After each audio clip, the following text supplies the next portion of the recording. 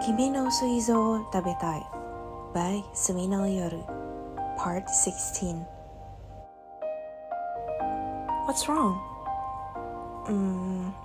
If I said that I felt like making a boyfriend, would you do all you could to help me?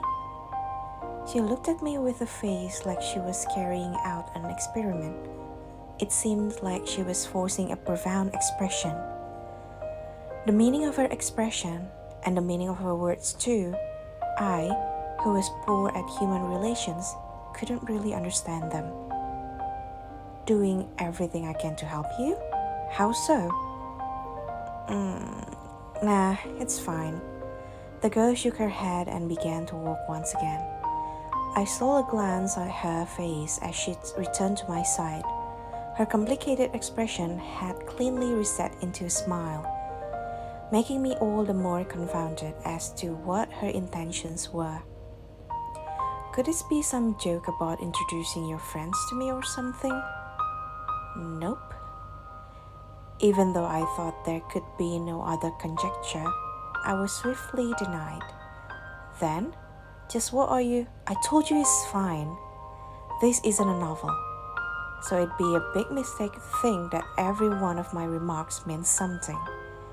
There isn't really any meaning to it. Get along, Kun. You need to have more contact with humans. Is that so? It came to the point that I was forced to comply. I couldn't tell her that it was weirdly to plainly deny any meaning, if there wasn't any. It was because of my read boat mentality. She had an air around her that indicated she didn't want to continue the conversation beyond that topic. That was what I felt. But after all, since this was based on the sensibilities of someone unfamiliar with humans, it was uncertain how reliable it was. At a fork in the road close to school, she waved her hand and loudly proclaimed, "Alright then, I'll let you know when I decided on our next date." Choosing not to pursue the matter of her having decreed my unconditional and ignorant participation in her plans, I turned my back to her waving hand. Perhaps I had already adopted the mindset of licking the plate clean after having tasted the poison. I thought about it even after we parted ways, but in the end, I still couldn't understand her words and her expression from that time. It was probably something I wouldn't understand till I died. Chapter 4. The Deceased Coexistence Journal is, in a sense, her will. That is what I believe. In that unused paperback, she writes about everyday things she sees and feels, leaving them behind. Evidently, it seemed that this method of recording had rules unique to her. I couldn't say I knew any for certain, but was fairly sure of a few that I had observed. Firstly, she wasn't simply recording her day-to-day experiences. Days where she saw something special. Days where she felt something special. Within the Deceased Coexistence Journal, she compiled only things that were of value in leaving behind after her own death. Secondly, she chose not to leave behind non-textual information in the Deceased Coexistence Journal. It seemed she thought that things like drawings or graphs didn't fit in a paperback, choosing to only write with a black ball pen on the Deceased Coexistence Journal. Lastly, she decided that she wouldn't show anyone the Deceased Coexistence Journal until she died, with the exception of me, having seen the very first page due even more so to a force majeure than a blunder on her part. No one else had seen her life's records. It seems that she had told her parents to release it to all her loved ones after her death. Whatever its present purpose, those around her would receive her message after she died, thus making it something akin to her will. But even though nobody should have been able to influence those records or be affected by them until she died, just once I had given her my opinion on the Deceased Coexistence Journal. It was regarding my name. I didn't want it to appear in the deceased coexistence journal. It was simply because I didn't want to receive any unnecessary scrutiny or criticism from her parents and friends after her death. In the midst of library committee work, she had made a remark regarding the deceased coexistence journal that various people appear inside. It was then that I formally requested the omission of my name. Her answer, I'm the one writing it, so if that's up to me, I swallowed whatever more words I had. If you say you don't like it, it makes me want to do it even more, she added.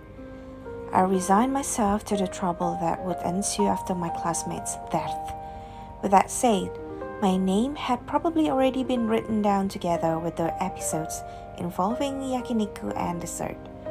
But for the 2 days after we had gone to Dessert Paradise, my name shouldn't have appeared in the Deceased Coexistence Journal. The reason was that in those 2 days, I hadn't exchanged a single word with her at school. It wasn't unusual or anything, since we had always done our own thing in class. Instead, it could be said that those days adorned by yakiniku and desserts were the irregular ones. I had attended school, taken tests, and returned home quietly, though I often felt the stares of her best friend and those from that group. I determined that there was no need for me to go out of my way to be affected by them. Nothing truly special had happened in those 2 days. If I were forced to pick something, there were only 2 minor incidents, the first of which while I was silently sweeping the corridor. A boy that normally didn't even so much as look at me had come to talk to me. Yo, plain classmate. Are you dating Yamauchi? His rather inelegant manner of speaking had a sort of freshness to it. I suspected that it may have been the case that he carried some affection for her, and in turn was illogically angry at me. But his appearance suggested otherwise. Judging by the look on his face, he wasn't the slightest bit upset. In fact, there was some air of misplaced glee about him. He must have been one of those frivolous people that were like bundles of curiosity. No, absolutely not. That's so. But the both of you had dessert, right? We just happened to have a meal together. What's with that? Why are you so interested? Don't tell me. You think I like Yamauchi? No way. Look, I like girls that are more refined. Even though I didn't ask, he continued to blabber on nonchalantly. It seemed that the only thing we could agree on was that she wasn't refined. I see. So we had the wrong idea. But everyone in class is buzzing about it, you know? It's all a misunderstanding, so I don't mind it. Hi guys, thank you for watching. I hope you guys enjoyed it as much as I enjoyed making it. That was the end of part 16 so far. And if you do like it, don't forget to click the like button, and if you haven't subscribed to my channel yet, don't forget to subscribe to it. It means a lot to me. And also ring that bell so you'll be notified whenever I uploaded a new video. Well, I guess that's it for today's video. See you guys on the next video. And don't forget to stay safe, okay? Bye-bye!